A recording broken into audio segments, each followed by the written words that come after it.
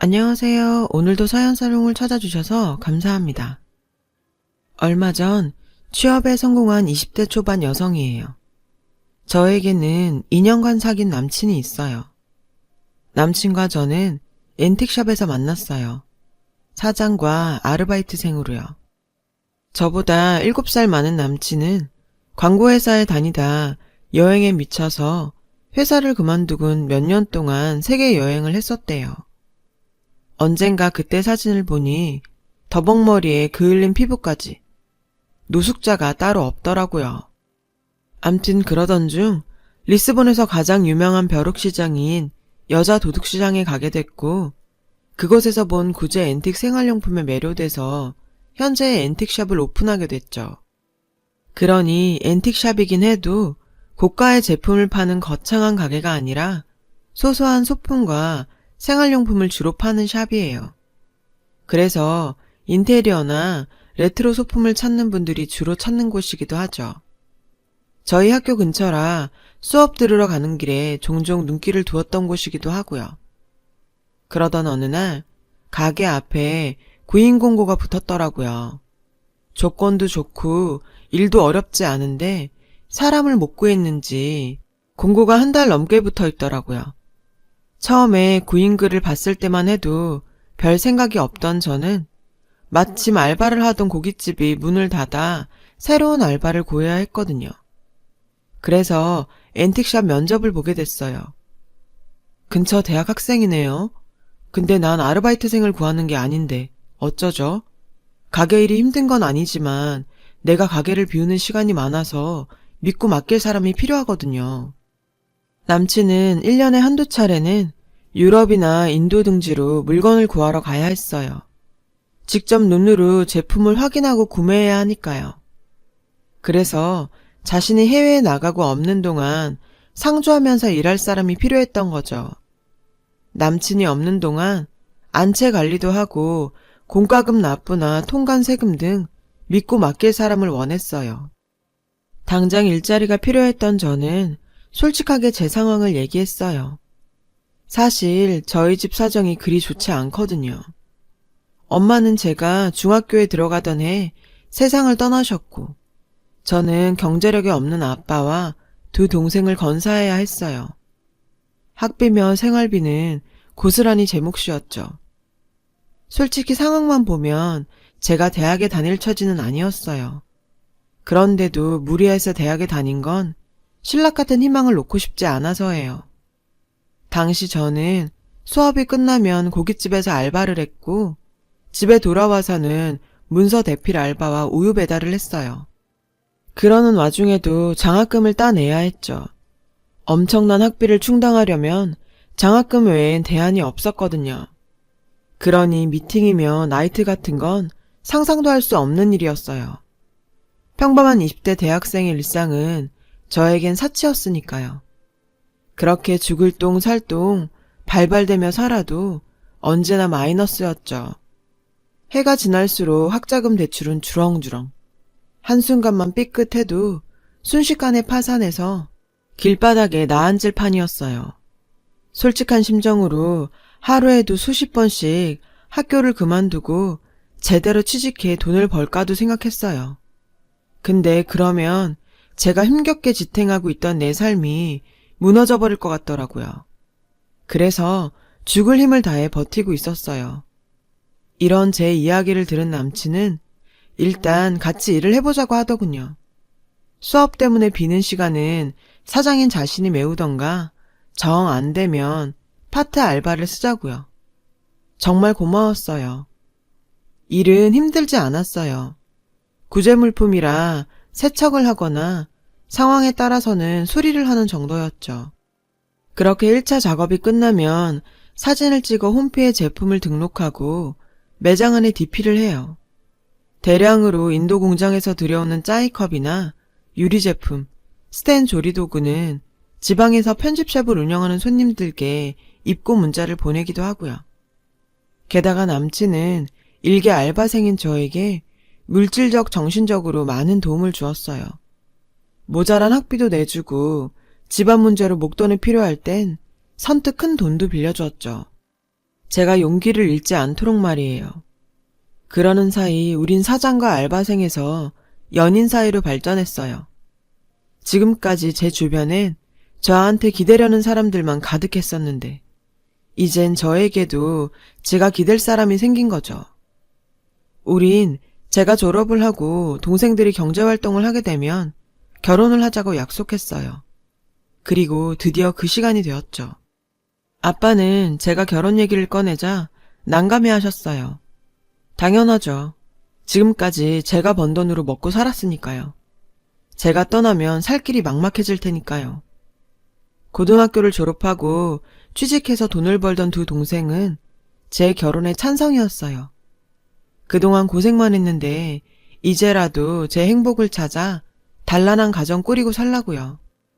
전 그렇게 동생들의 축하를 받으며 결혼을 결심할 수 있었죠. 문제는 남친 부모님 허락이었어요. 솔직히 제가 혼수도 변변히 해갈 형편도 아니었고 결혼 후에도 친정을 나몰라라 할 수 있는 상황이 아니었으니까요. 그래서 잔뜩 긴장한 채 남친 집을 찾았죠. 아버님은 온화한 분이셨어요. 제가 고학생 신분으로 대학을 졸업해서 번듯한 직장에 취직했다고 하자 기특해 하시며 몇 번이나 칭찬해 주셨죠. 그런데 예비 시어머니는 그 반대셨어요. 곳간에서 인심난다고 있는 제배들이 주변에서 베풀 줄도 알고 성격도 좋더라.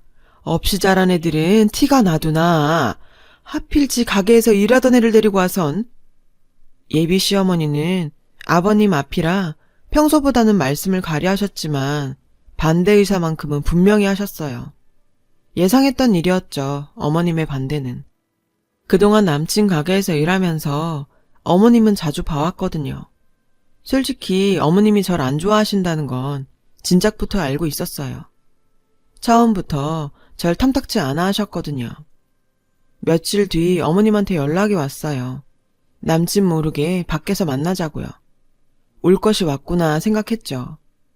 하지만 피할 생각은 없었어요. 언제고 한 번은 넘어야 할 산이었으니까요. 내가 본로만 말할 테니까 잘 들어. 나 이 결혼 절대 못 시켜. 세상에 어지간 해야 내가 허락을 하지. 딸내미한테 들러붙어 등골 빼먹고 사는 아빠에 줄줄이 딸린 동생들. 넌 이런 걸 달고도 결혼 생각을 했니? 왜? 순진한 내 아들 꿰어서 그지 같은 이팔자 덤탱이 씌우려고? 그래, 100번 양보해서 그딴 것들 다 이해한다 쳐. 근데 세상에 너 남편 잡아먹을 사주더라. 기가 얼마나 센지 너랑 엮이는 남자들은 죄다 황천길 행이야. 근데 그걸 알고도 내가 너한테 금쪽 같은 내 아들을 줄 수 있겠니? 어림도 없지. 내 눈에 흙이 들어가기 전엔 나 니들 결혼 절대 안 시켜.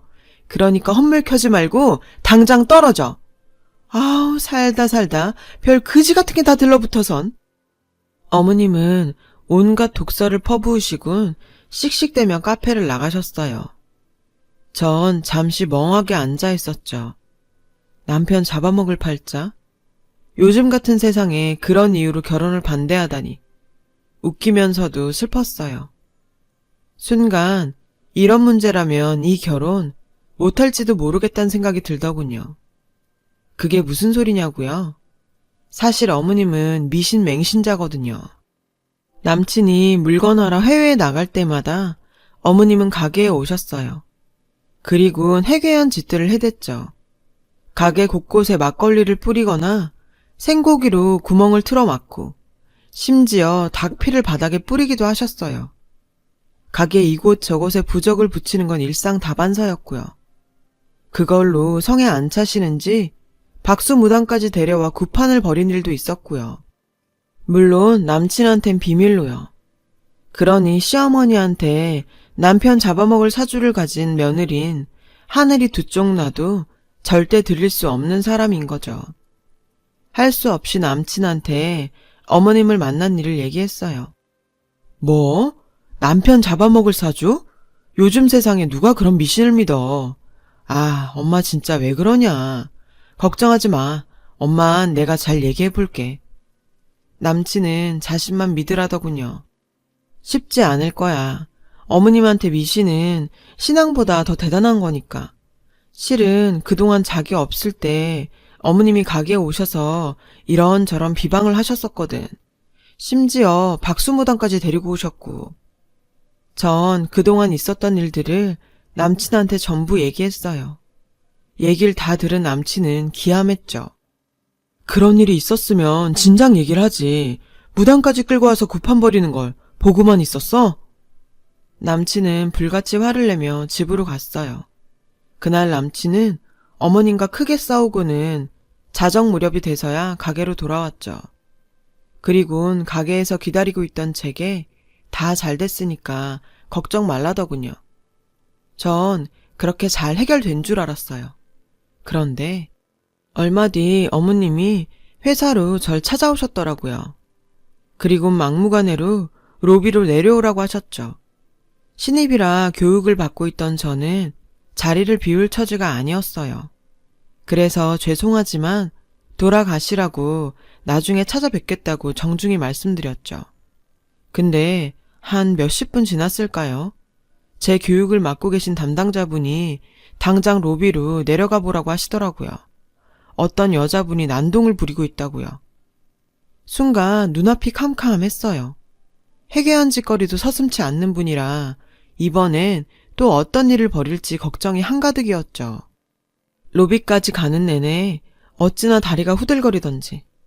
맙소사, 로비에 도착해보니 바닥엔 시뻘건 피가 낭자했어요. 어머님 짓이었죠. 바닥에 피를 뿌리곤 그 위에 팥을 뿌리고 있더군요. 보안과 직원들은 어머님을 붙잡아 밖으로 끌어내고 있었어요. 어머님은 안 나가려 버티며 고래고래 소리를 지르고 있었고요. 나와서 내 아들한테 찰싹 들러붙어서 피 빨아먹고 사는 거머리 같은 년아. 나와! 악을 쓰는 어머님을 보자 쥐구멍에라도 숨고 싶은 심정이었어요. 앞으로 회사 생활을 어떻게 해야 하나 걱정도 되고 이런 일이 계속 벌어질 거라 생각하니 아찔했어요. 절 보자 어머님은 먹잇감을 포착한 하이에나처럼 달려들어 제 머리채를 잡았어요. 너 잘 만났다. 가진 거라고 몸뚱이 하나뿐인 주제 감히 내 아들을 넘봐? 사주도 더럽게 타고난 년이 내 아들까지 잡아먹으려고? 당장 떨어져라 이년아. 내 아들한테서 떨어져. 다행히 보안과 직원들이 달려들어 어머님을 제게서 떼어냈지만 전 이미 만신창이가 된 후였죠. 너무 창피하고 무섭고 억울해서 참다 못해 남친한테 전화를 걸었어요. 자기야, 당장 와줘. 당신 어머니가 우리 회사에서 난동을 부리고 계신다고. 잠시 뒤 남친이 달려왔어요. 그 사이 많이 진정된 어머님을 남친을 보자 자리를 박차고 도망을 치셨죠. 청소하시는 이모님들만 남아 어머님이 바닥에 뿌리신 피를 힘겹게 닦아내고 있었고요. 자기야, 이거 보여? 어머님이 뿌리신 닭피야. 조금 전까지도 내 머리채 잡고 남편 잡아먹을 년이라고 욕을 퍼붓고 계셨다고. 나 이렇게는 못 살아. 아무리 자기를 사랑한다지만 이렇게는 못 산다고. 저는 주저앉아 엉엉 울었어요. 남친은 말을 잇지 못하더군요. 자기 엄마가 저지른 몰상식한 짓거리에 자기가 할 말을 잃은 거죠. 몰랐겠죠. 자신의 엄마가 어떤 사람인지를. 남들한테는 별 모진 짓을 다 해도 자기 자식 앞에선 세상 좋은 부모로 살아왔을 테니까요. 그 사이에서 저만 죽어나는 거였죠. 그날 밤 우린 남친 집에 찾아갔어요. 그리고 그날 있었던 일을 아버님께 말씀드렸죠. 아버님은 어머님을 끌고 나와 제 앞에서 각서를 쓰게 하셨어요. 앞으로는 절 괴롭히지 않는 것은 물론 회사에 찾아가지 않겠다는 내용이었죠. 아버님 기세에 눌려 그런가 어머님은 꼬랑지 내린 강아지처럼 순순히 각서에 도장을 찍으셨어요. 미안하다고 사과도 하셨고요. 그렇게 그날 일은 일단락이 났고 얼마간은 잠잠했어요. 어머님도 이번 일로 많이 달라지신 것 같았죠. 하지만 그건 제 착각이었어요. 얼마 뒤 그게 끝이 아니라는 걸 알게 된 사건이 벌어졌거든요. 회사 일 때문에 한동안 바빴던 저는 오랜만에 남친 가게에 들렀어요. 놀래켜줄 생각에 연락 없이 갔더니 마침 남친은 가게에 없더라고요. 처음 보는 여자 혼자 가게를 지키고 있었죠. 새로운 직원인가 싶어 사장님은 어디 갔냐고 물었어요. 그러자 여자는 되려 누구냐고 묻더군요. 약혼자라고 했더니 글쎄 피식 웃는 거 있죠. 그러더니 자기는 어머님 소개로 남친과 소개팅을 하러 왔다는 거예요. 마침 그때 안채에서 어머님이 나왔어요. 절 보자 회심의 미소를 지으면서요. 그 모습이 아무래도 의심스러웠죠. 어머님, 이게 무슨 소리예요? 소개팅이라뇨. 무슨 소리긴? 내가 말하지 않았니? 너랑은 절대 결혼 못 시킨다고. 그러니까 헛꿈 꾸지 말고 꺼져. 기가 막혔어요. 그런데 어머님이랑 마주보며 킬킬거리는 여자의 얼굴이 낯설지 않은 거예요. 이목구비랑 웃는 모습이 딱 어머님이었죠. 근데 두 분 많이 닮으셨네요. 꼭 모녀처럼. 제 말에 어머님은 사색이 되어선 여자를 데리고 밖으로 나갔어요. 그리곤 서둘러 돌려보내더라고요. 이상했어요. 제 말에 놀라는 것도 그렇고 평소 같으면 눈에 쌍심지를 켜고 따졌을 어머님이 순순히 여자를 데리고 밖으로 나간 것도요. 아무래도 어머님이 계략을 꾸미는 것 같았죠. 그래서 주말마다 어머님을 미행했어요. 미신에 빠져 사는 어머님답게 매주 무당집을 찾으시더군요. 그런데 전 거기서 보지 말아야 할 것들을 보고야 말았어요. 겁이 났죠. 제가 알게 된 사실을 남친한테 알리면 엄청난 후폭풍이 밀려올 테니까요. 그렇다고 모른 척할 수도 없었어요. 그래서 남친과 예비시댁을 찾았죠. 아버님 앞에서 모든 일을 밝히려고요. 그렇게 절 못 잡아먹어서 안달이던 어머님은 아버님 앞이라 나긋나긋하게 절 대하시더군요.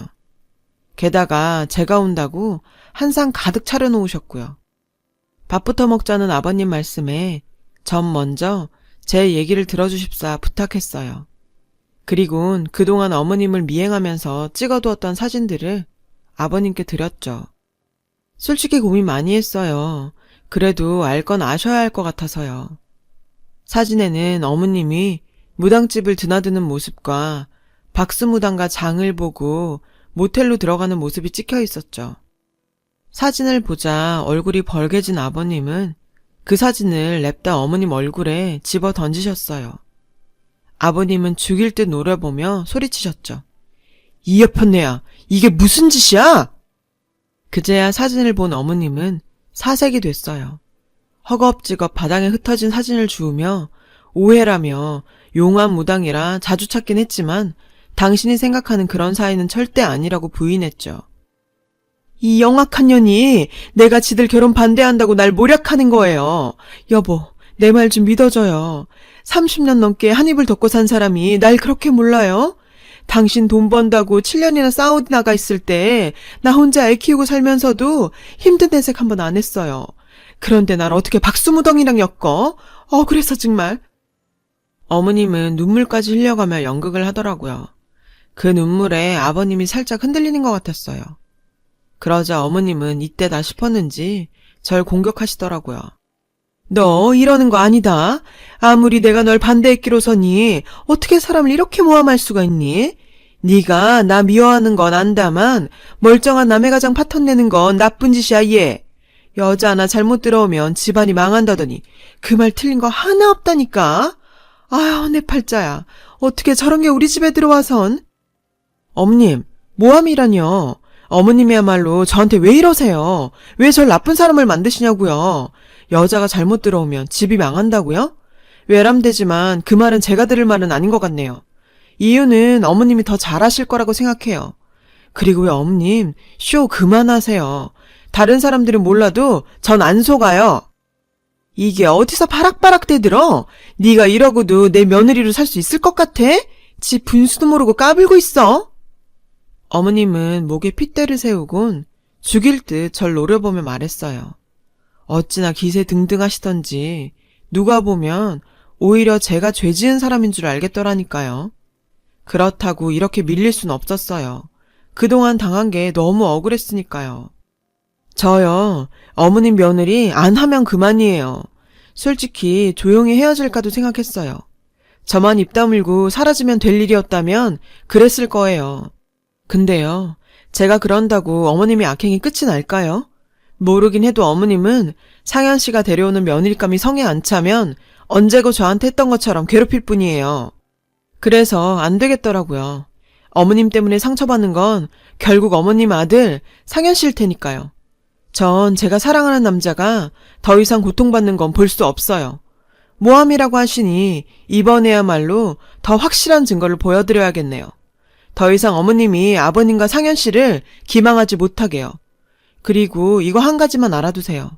여자가 잘못 들어와서 집안이 망하는 게 아니에요.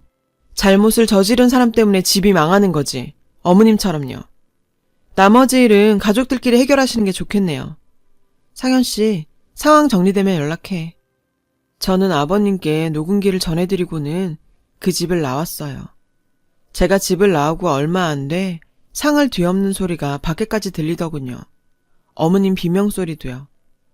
얼마 뒤 남친한테 연락이 왔어요. 아버님은 어머님과 이혼 소송 중이시고 박수한테는 위자료를 청구하셨대요. 그날 아버님께 드린 녹음기에는 어머님과 박수무당의 대화가 들어있었거든요. 둘 사이는 오래된 내연관계로 그동안 어머님은 아버님 몰래 두 집 살림을 해오셨더라고요. 둘 사이엔 자식도 있는데 그게 바로 전에 남친 가게에서 본 소개팅녀였죠. 절 떼어내려고 맞선 여인 척 데려왔다가 제가 모녀 사이인 걸 눈치채자 얼른 돌려보낸 거였어요. 아무리 그래도 이부 동생을 오빠 맞선녀로 데려오다니 정말 엽기적이지 않나요? 아버님이 한국을 떠나 계셨던 7년 동안 어머님은 남친을 친정집에 맡겨두고 박수와 동거하며 애까지 뵀던 거예요. 솔직히 엄청난 일이기에 덮어둘까도 생각했었어요. 한 집안을 풍비박산 내는 일이니까요.